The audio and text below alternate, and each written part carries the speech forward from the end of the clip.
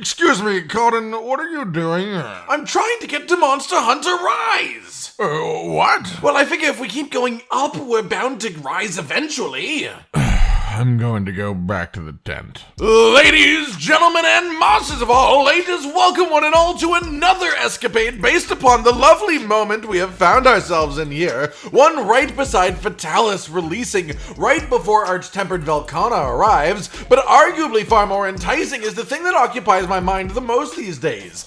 Monster Hunter Rise. The monster roster, the possibilities of the new monsters, and of course, the possibilities of the returning monsters. Some of which are obvious, things like Rathalos and Rathian that are just in every Monster Hunter game ever. But some are a bit more of a question mark. Personally, the way I like to think of things like this is in terms of the mechanics of the game that surrounds them. If I was going to make a crazy cool movement system for a Monster Hunter game based around verticality, I would want every single returning monster that I brought back to be fun to fight with that extra verticality for one reason or another. With that in mind, you wonderful walloping wallabies, today will be a talk about 5 monsters for Rise who would be fun to rise while fighting, like fights that, vertical. Spinal. And as a result, I have a number of interesting things to talk to you about today. But to start with something a little bit uncharacteristic of me, the first monster I want to mention is actually from Monster Hunter Frontier, and his name is Shan Tien! Yes, Amatsu's very distant cousin, in that he is a Leviathan-shaped elder dragon able to levitate. Wait, a moment? Leviathan?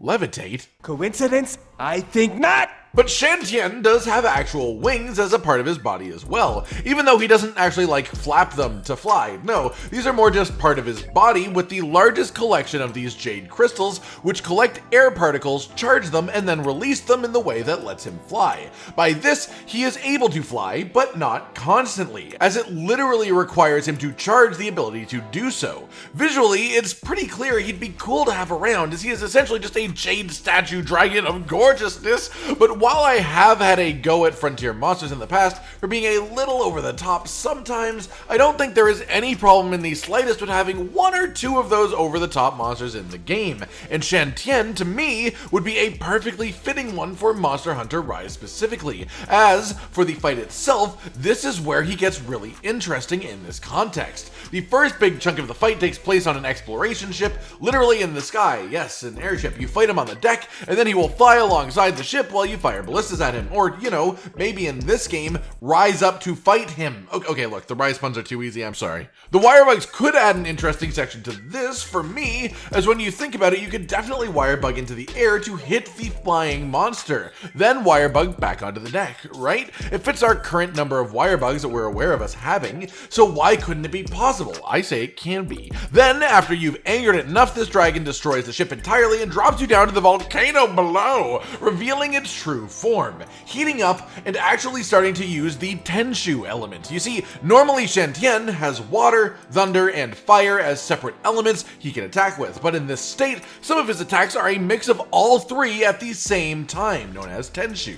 This fight is just a massive spectacle, a very cool looking dragon, some very cool opportunities for vertical movement improving the fight as a whole, and I think we could definitely see some sort of Frontier monster return, and in my mind I personally would be pretty happy to see this one in particular, if just for how fun it would be to fight with Wirebugs if nothing else. Nextly upwards, we find ourselves talking about the glory that is... I like bugs! I like bugs!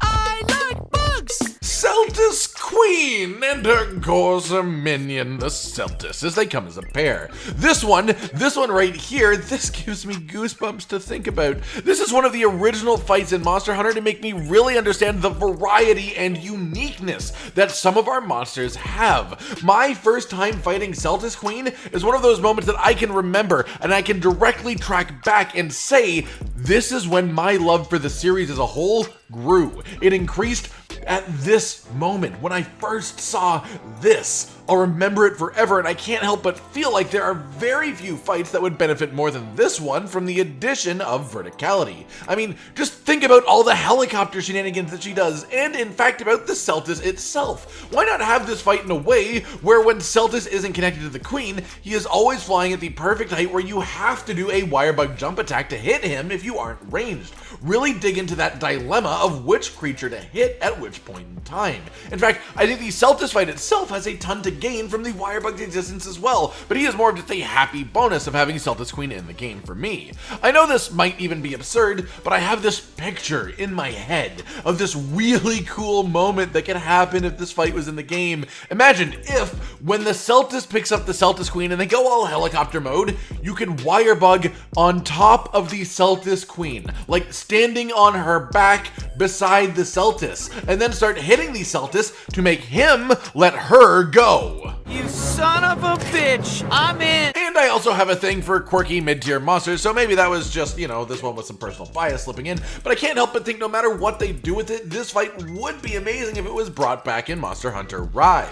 Following that pair of monsters, however, is something a little bit larger in tier. Yes, and for a couple of reasons I actually consider this one quite likely Diregrims, the third Black Dragon. Notice how I said that, huh? If we don't include Crimson or White as full-on separate creatures from Fatalis, then there are 3 Black Dragons in the series currently. 2 of them have been brought to Iceborne. The other one we haven't seen since 3U. I'm just saying, past that itself, I do think that they could quite add a bit to this fight with the Wirebug-based combat, even without full-on underwater combat being a feature of the game. Hear me out. Because of his sheer size, the actual underwater portion of Diregrims, the way that he was done originally, is pretty shallow, right? It's not so much that he is swimming like other underwater creatures, so much as it is that he is standing and half of his body is just sort of under there. So, what if we just made the water line a little bit lower on him and said that the Wirebug allows you to move underwater for as many charges as you get?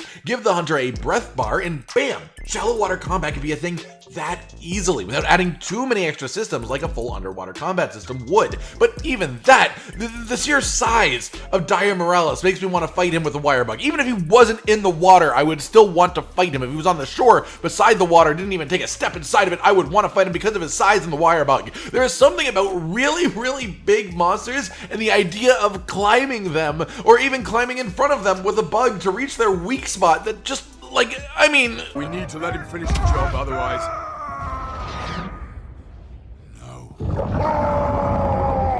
And I want that. No, now that we have Wirebugs, I need that kind of fight in my life. At least one of them. Hell, to be honest with you, I have a couple more ideas for you just along the same lines. A couple more monsters worth having a fiddle with for this specific reason. With the next monster I'm here to talk about today, Shan Garen. Yes, the giant crab siege monster who has an acid cannon for a back.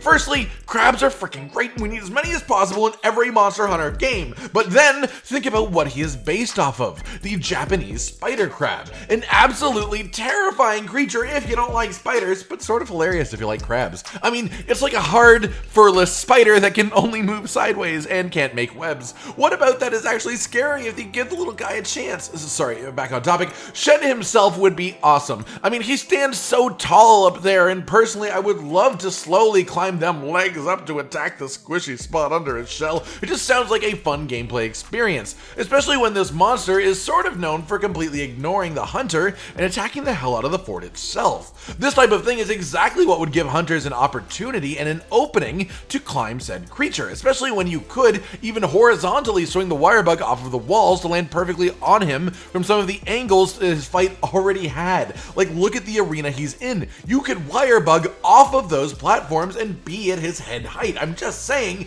this fight just feels like the Wirebug would come in so naturally and so gracefully, in a way that makes the fight cooler without having to change too much of how Shan Garen himself actually acts, other than letting him react to new things that the hunters are doing. Excuse me, can you not do that now? Which brings me directly into the next creature, Adolka. Yes, the Mecha Mantis Queen of Generations Ultimate, who unfortunately is probably unlikely to return, as final bosses don't tend to come back all that much. Not never, but definitely not often. However, that said, this is a creature I think would be just perfect with the Wirebug, not just for vertical reasons, but for horizontal reasons too. I mean, in bug form, when she's not in the mech, I mean, that's just regular Adolka. I don't know why I called it bug form. So many of her moves could just be swinging the girders along the floor, just literally on the floor, the level of the floor, and you have to jump vertically above it. I mean, guys, the Wirebug has essentially added a jump button to Monster Hunter.